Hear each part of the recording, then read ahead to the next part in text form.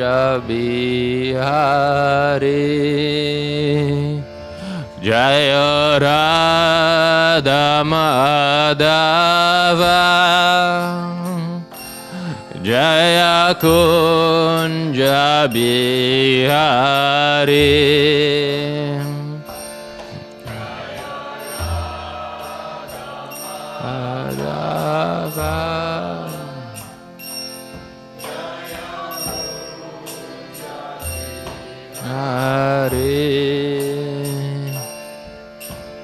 Gopi Janavalabha Jaya Giri Varadari Jaya Giri Varadari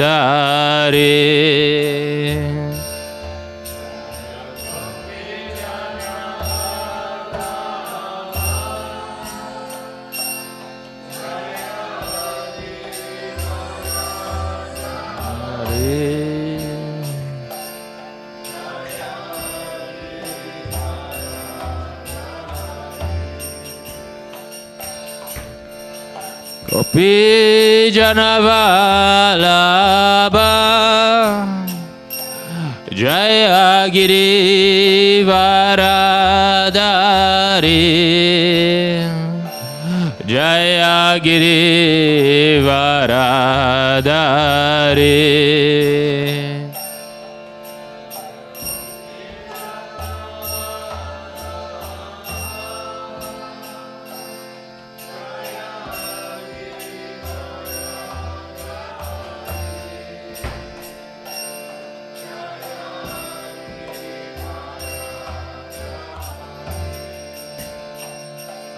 Jaya Yashodanandana Jaya Braja Janaranjana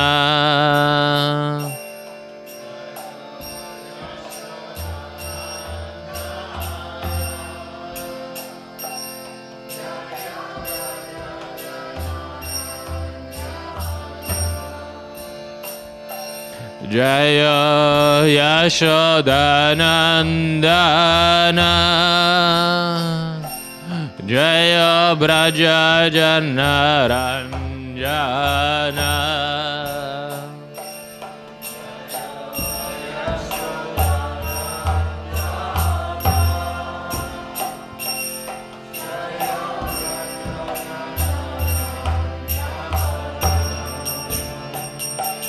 Jaya Yamuna Tira Vanachari Jaya Kunja Bihari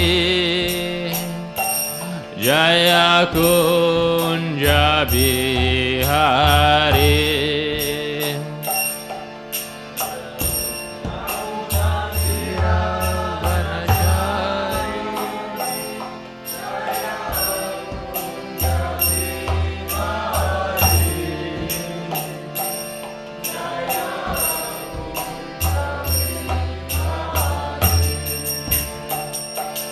Jaya Yamuna Tira Vanachari Jaya Kunja Bihari Jaya Kunja Bihari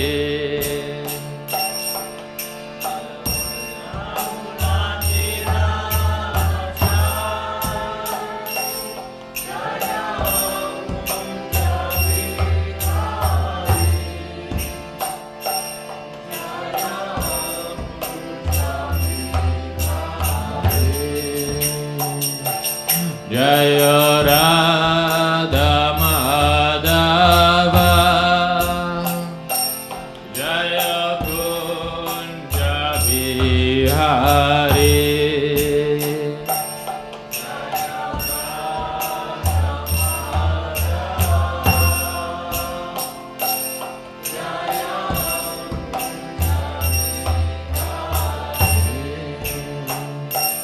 Jaya Radha Madhava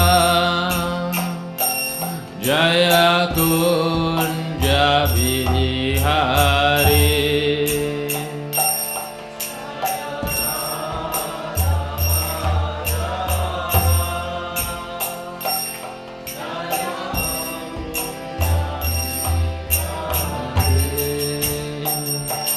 Hare Krishna, Hare Krishna, Krishna Krishna, Hare Hare, hare-rama, hare-rama, Rama Rama, Hare Hare.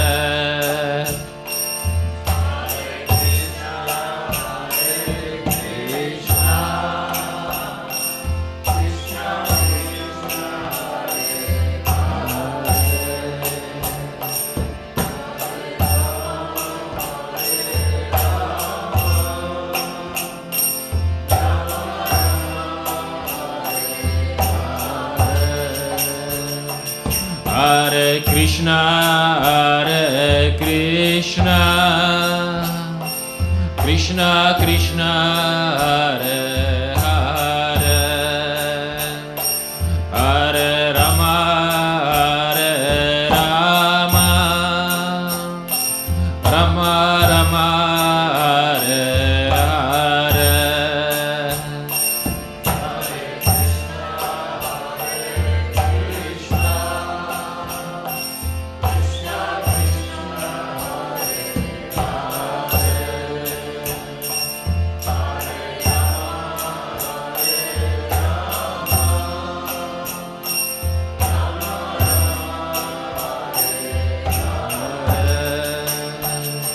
Hare Krishna, Hare Krishna, Krishna Krishna, Hare Hare, hare-rama, hare-rama, Rama Rama, Hare Hare. Hare Krishna, Hare Krishna,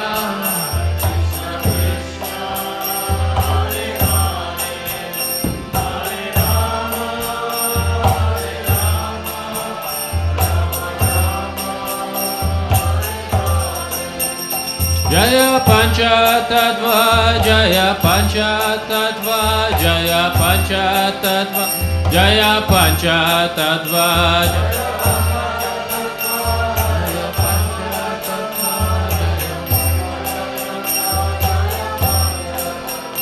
Jaya Gauranitai, Jaya Gauranitai, Jaya Gauranitai, Jaya Gauranitai.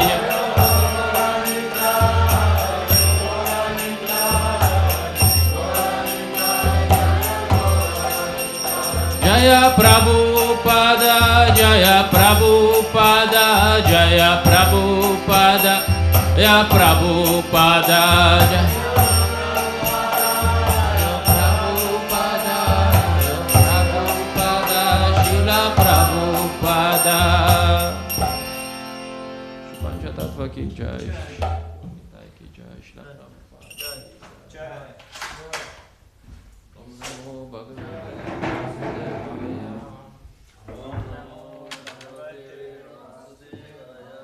Om Namo Bhagavate Vasudevaya. Om Namo Bhagavate Vasudevaya.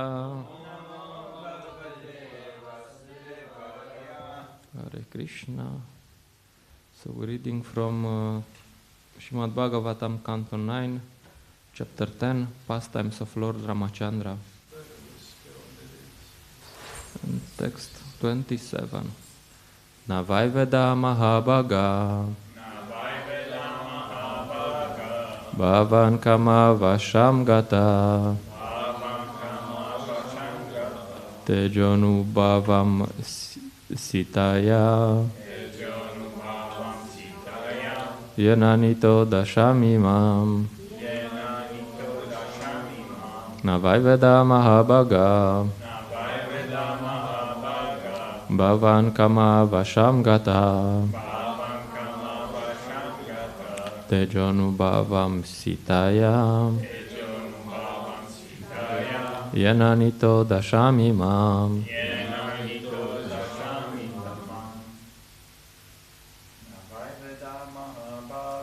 Navaiveda mahabhaga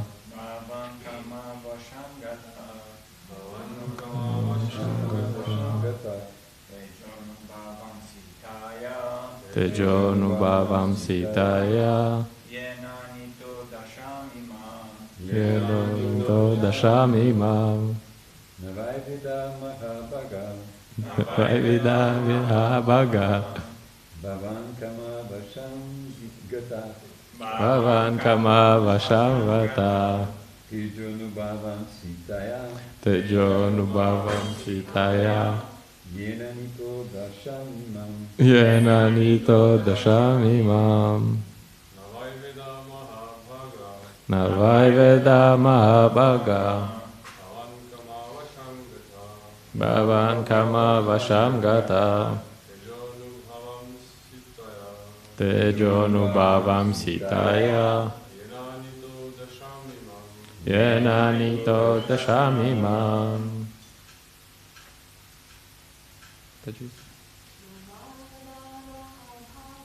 Navaiveda mahabhaga Bhavan kama vashamgata Tejonubhavam sitaya yenanito dashamimam Not Why indeed Veda did know Mahabhaga O greatly fortunate one Bhavan yourself Kama Vasham influenced by lusty desires Gata having become Tejaha by influence Anubhavam as a result of such influence Sitaya of Mother Sita Yena by which Nita brought into Dasham condition Imam like this destruction.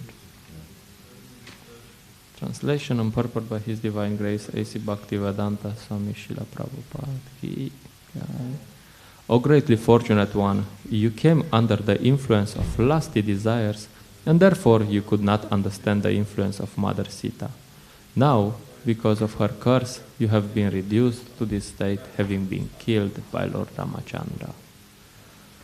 Purport.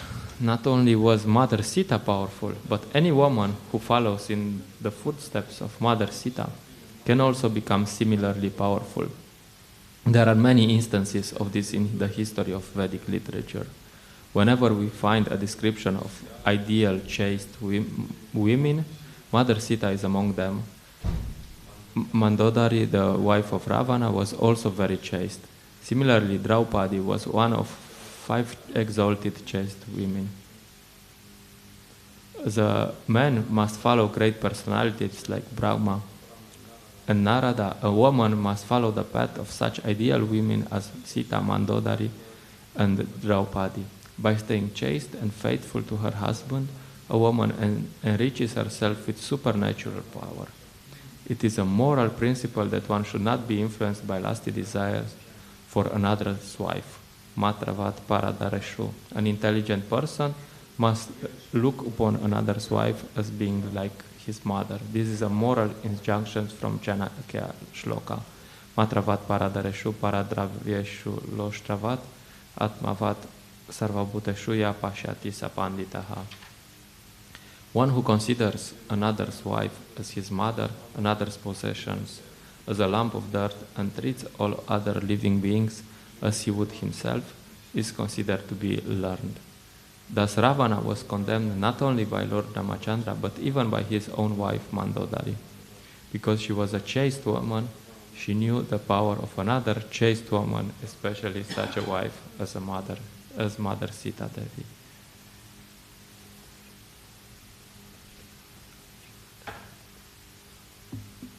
Namo Vishnupadaya Krishna Prashtaya Bhutale Shimate Bhakti Vedanta Swami Kinamine Maste Sarasvate Deve Gauravani Pracharine Nivishya Shashnyavadi Pashite Deshatarina Jai Shri Krishna Chaitanya Prabhu Nityananda Shadvaita Gadadara Shivasadi Gaura Bhakta Vrinda Hare Krishna Krishna Krishna Hare Hare Hare-rama Hare-rama Rama Rama Hare Hare. So what is the quality for women which is described in this purport? Chastity. Okay. It's like at least 5 times Srila Prabhupada uses this word. Chaste. Okay, I'll make a small detour and then we'll come back to this. Probably it's not, I'm not the best person to speak about this, but anyway, this is the purport.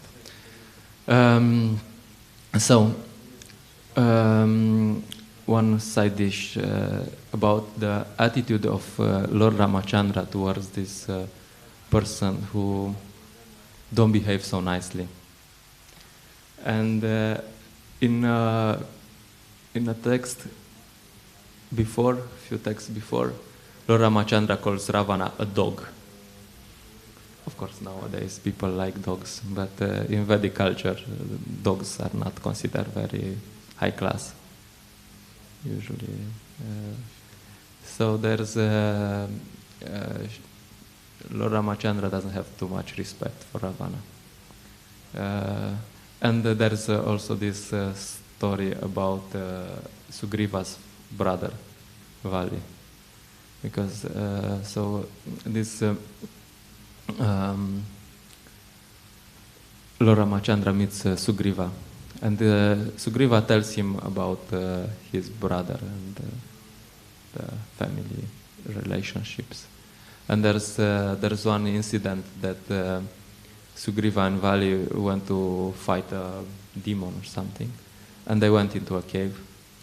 And the demon went into a cave, and Vali went for him.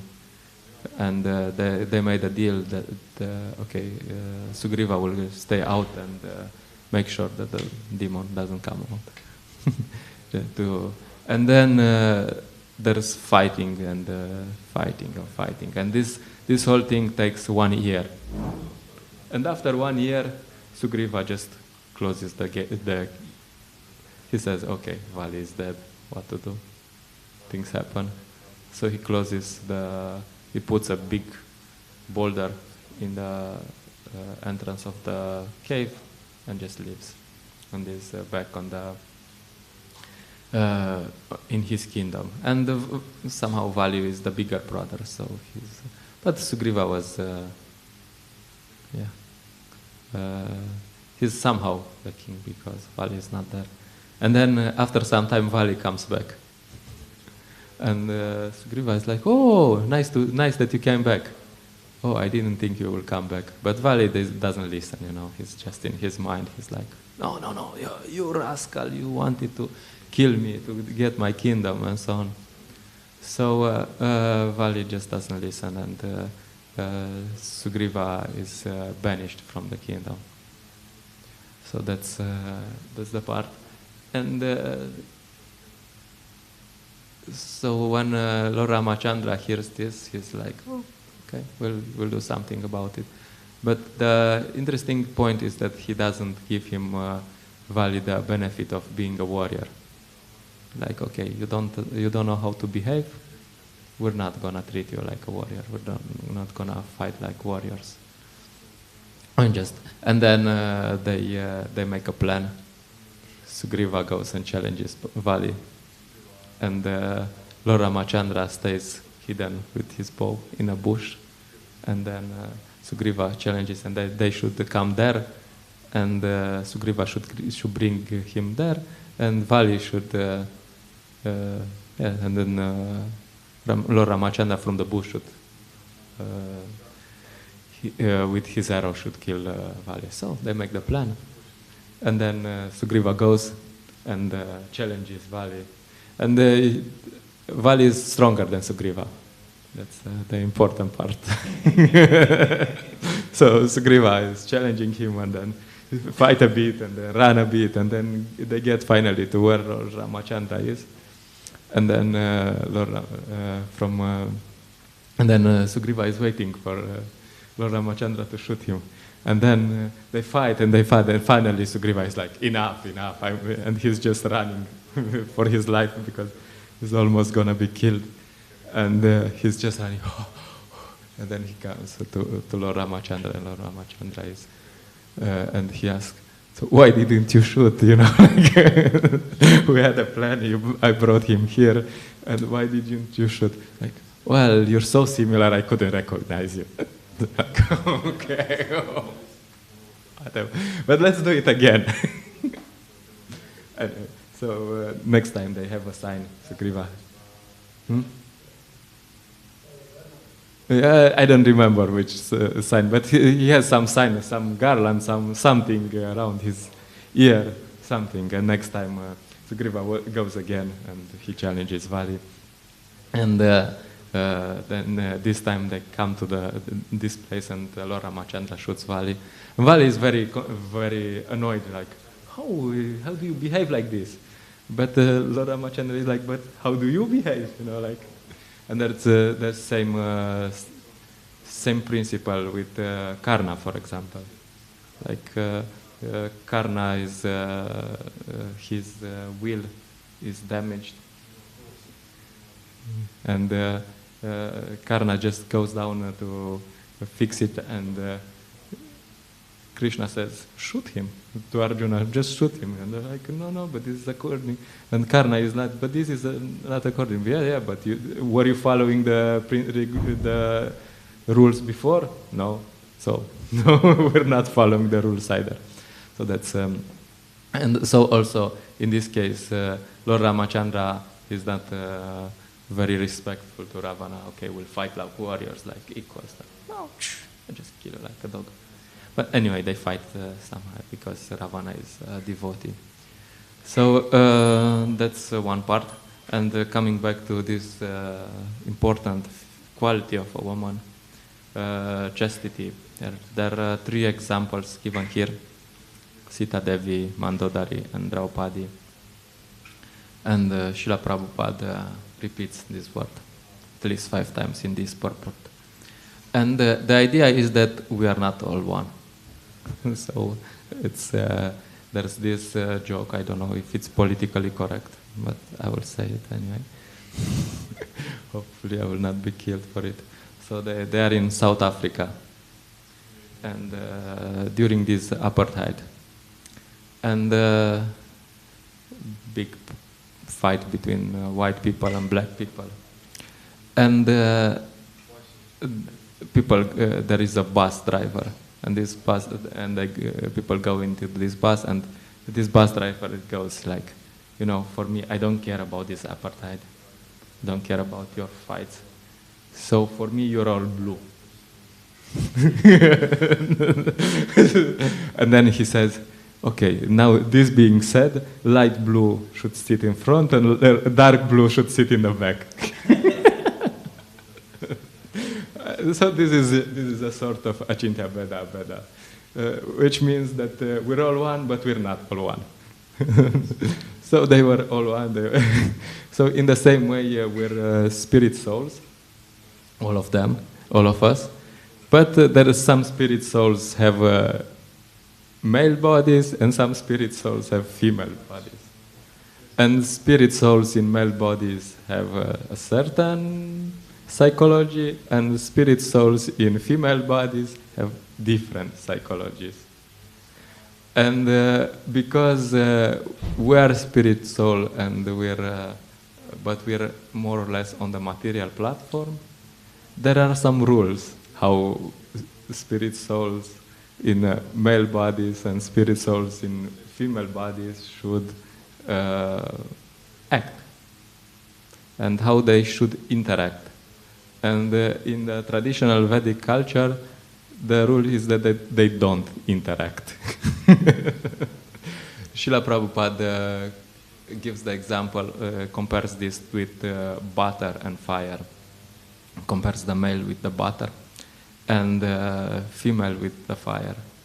And he says that you put the butter around the fire, the butter will melt. It's just science. It's not. So this is not hate. It's just science. It's how it happens. So there is a certain culture. Of course, in the West we're not taught in this culture. Like there's so many things we consider normal in the West. Like I was in Sankirtan, and I distributed some books to one younger girl, and she really gave all her money.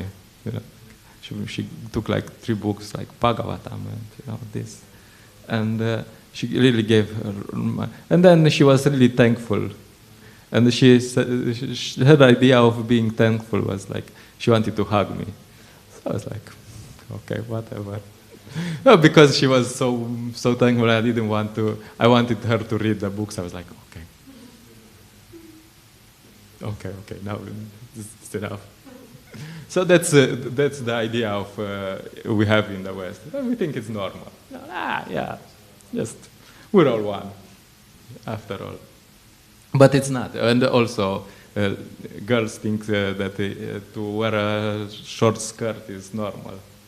And then, I met some long time ago. There was one young lady, and she was really dressing, like horrible, like always short skirt. Attractive, yes, horrible. From Vedic perspective, horrible. She was always very short skirt, very, like you could see everything, it says like. And then she would come to me and she would say, I'm wondering why these guys only think of sex. So like, so I was like, I'm wondering also. I mean, why do you think? Come on, do you look in the mirror how you dress? Yeah. So these loose behaviors are really normal in the West, but they are not normal. So there is some culture, some Vedic culture, and I was reading this book by Shilani Ranjana Swami, and he's if you know Maharaj, he's quite gentle. He's a very gentle person, like all of the Maharajas, they are very gentle, and he says in the book that he gave a class to devotees in some place, and he talks about some festival, probably the festival in Odessa, and he says that he sees all the time brahmacharis talking alone with matajis, and he finds this disgusting. He's using the word disgusting. That's how a pure soul sees things, He sees this like, yeah, this is really disgusting. Yeah, and we should get in this direction, that we see this kind of things as not proper. That's really not proper. You can see also, and he says also that in that festival, half of the people, it's half joke, but more or less not. Half of the people go for spiritual upliftment, and half of the people will go to find a partner. It's a dating festival. So if someone wants to get married, that we find the proper place for you. Just joking, or maybe not. So that's the culture. That's advanced souls see this, that it's not very good, and you can see, and when you see someone. There's a festival and you see Matajis talking with all the Prabhus and Prabhus talking with all the Matajis. It's like, come on, man, this is not. You can think maybe they are not, maybe they don't know, or maybe they are not so serious. So yeah, this is not so good. So, yeah, we should take this part of the culture and take it a bit seriously.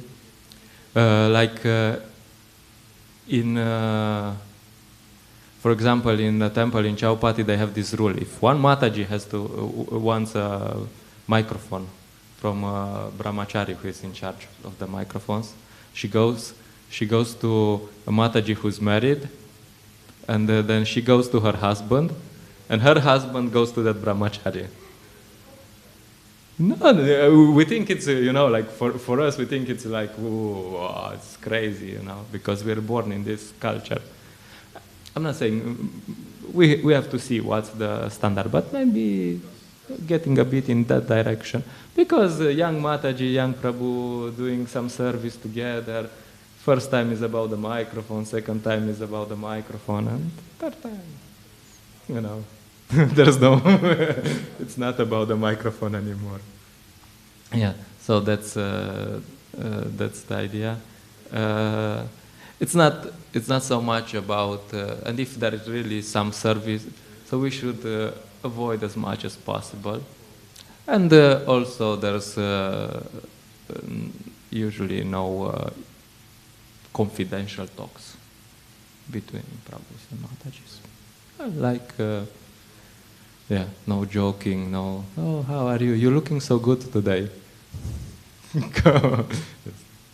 So anyway, that's the Vedic culture. And then you have this, the power of a chaste woman, which is giving by her chastity. Like, you see Sita Devi, you see Hanuman goes to Lanka, and he can take Sita, because she just puts him on his back and just goes, It's simple, no? Finish. No problem.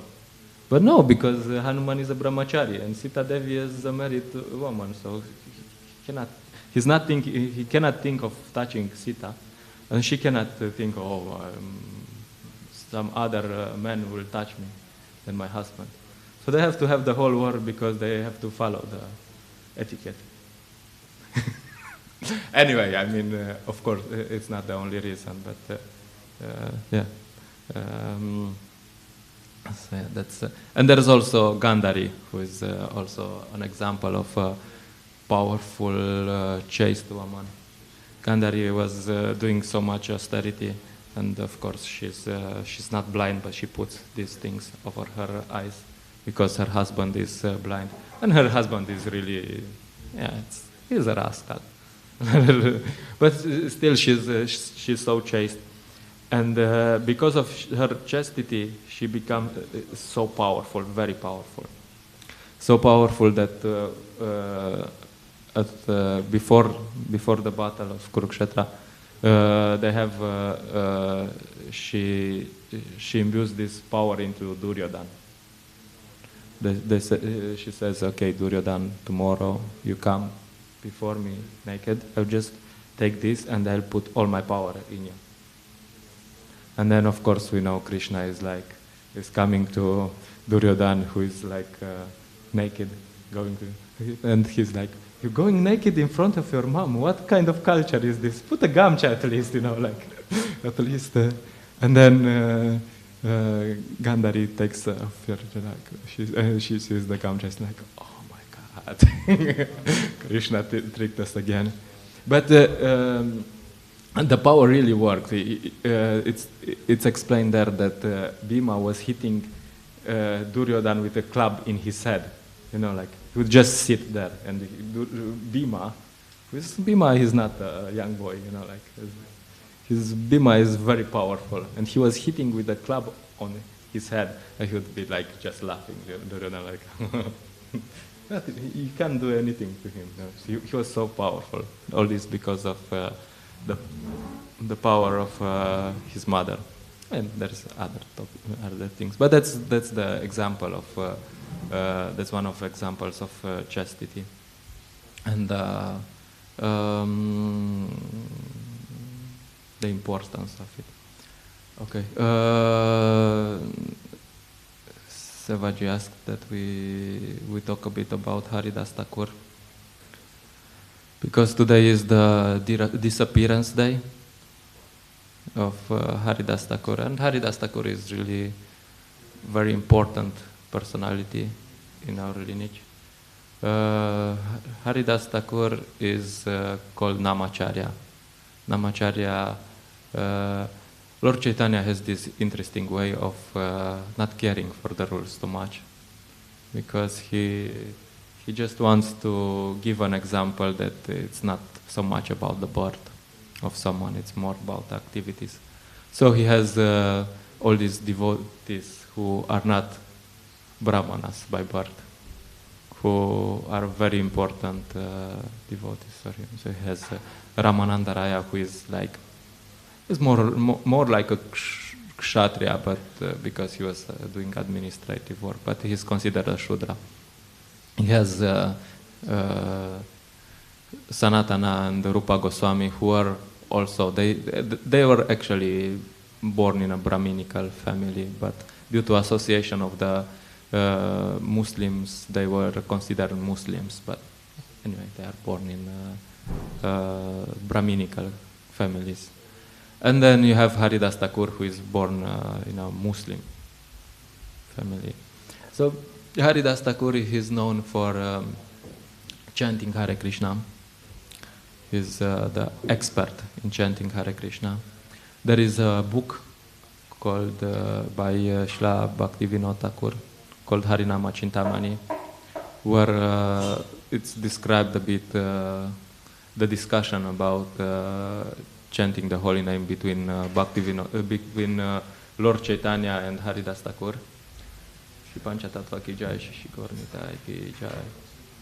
And it's quite similar with the discussion of between Ramananda Raya and Lord Chaitanya.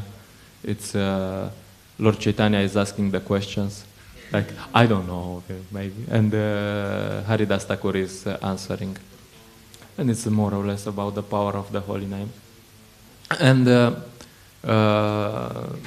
conclusion there is that we should chant Hare Krishna without offenses.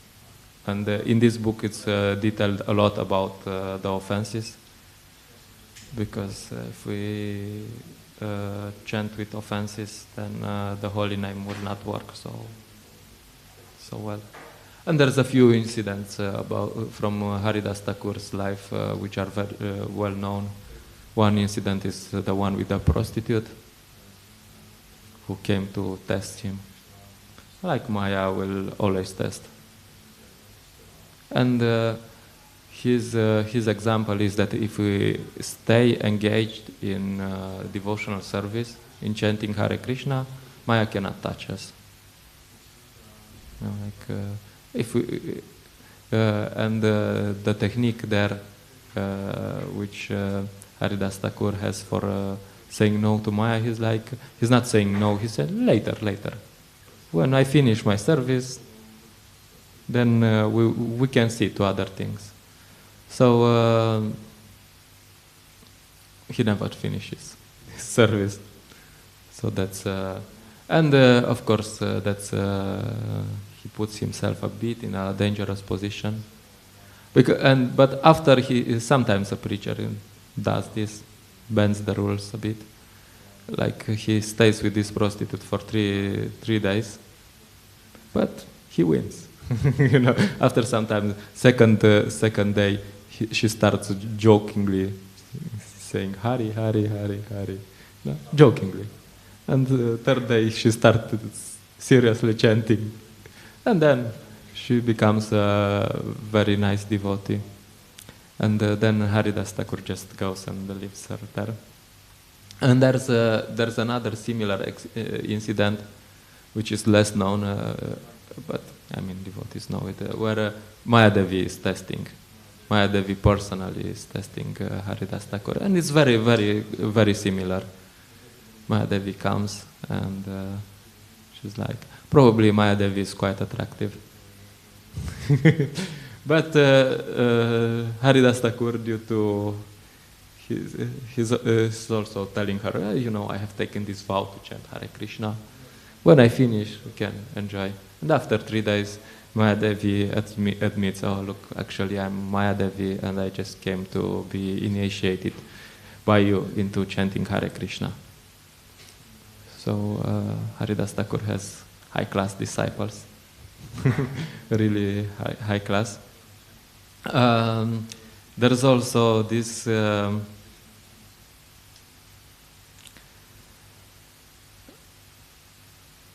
there's this incident with a Brahmana called Gopal Chakravarti, and there was a discussion, and they were discussing about the holy name, and Haridas Thakur made this statement that by a glimpse of offenseless chanting of the holy name, you can get liberated. And this Brahmana, this Gopal Chakravarti, he was like, maybe he was not Brahmana. He's like, oh, come on.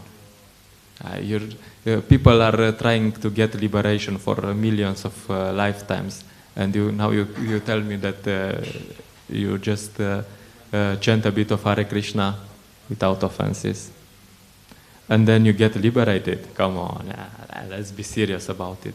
And if it's not as you say, then your nose should fall off. And then Haridas Thakur says, yes, no problem. If it's not like this, my nose can fall off. And what actually happens is that the nose of this Gopal Chakravarti falls off, and he contacts this disease. How is it called? Leprosy. And yeah, it's really bad for him. And of course, he gets kicked out of his job, and he has a really bad life. So this is just about the part that actually this is shastric injunctions. This is not jokes. That by chanting offenses, Hare Krishna, you can get easily liberated. So that's about the teachings. And you have Haridas Thakur also as an example of how to live your body. Because Haridas Thakur, all this discussion with Lord Chaitanya that he had, Haridas Thakur was staying in Jagannath Puri. And because he was a Muslim, he was not allowed to go in the temple. Like today, we're also not allowed to go in the temple. You're a mlecha. Because, yeah, same idea. And but Haridas Thakur was staying very close to the temple, and he would just look at the chakra at the temple, at the top of the temple, and Lord Chaitanya would come daily to bring him Mahaprasada. So it was it's quite a personality if Lord Chaitanya comes daily to bring you Mahaprasada. And then one day Haridas Thakur is like, and they ask him, are you sick? Yes, I'm very sick. What's your sickness? I cannot finish my rounds. So we should also think that this is sickness. If we don't finish our rounds, if we don't do our service, then we're sick. From spiritual perspective, not so much from material perspective. And then Haridas Thakur says, actually, I know your pastimes. He's talking to Lord Chaitanya. I know your pastimes are coming to an end, so I don't want to see this part of the pastimes. So if I could go before you, that would be really appreciated. So Lord Chaitanya is like, he's trying to convince him out, but eventually he said, okay, Krishna must do whatever you want to do.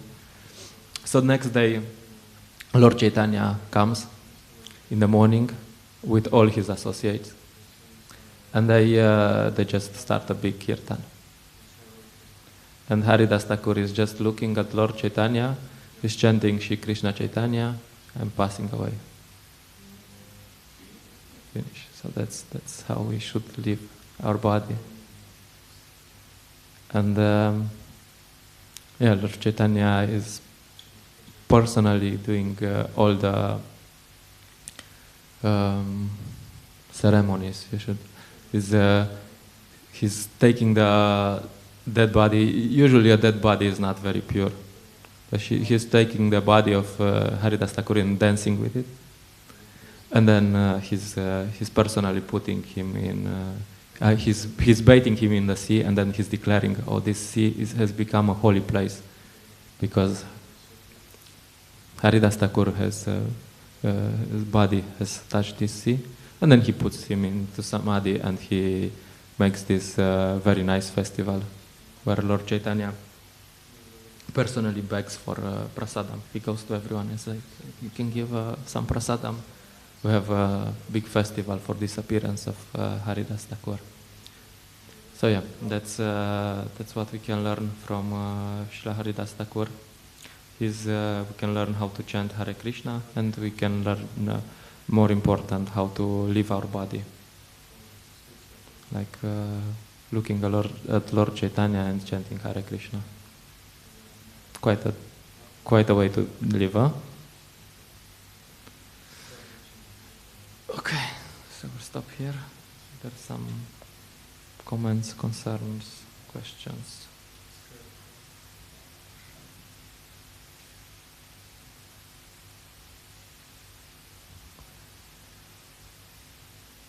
Okay, Grantaraj Srimad Bhagavatam ki jai, Srila Prabhupada ki jai, Srila Haridas Thakur ki jai.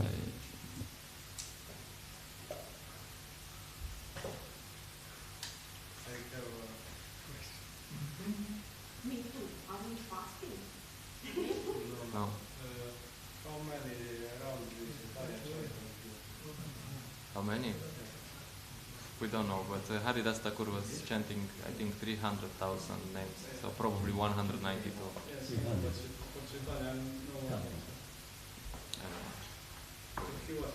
He was chanting, yeah. He was chanting on beats.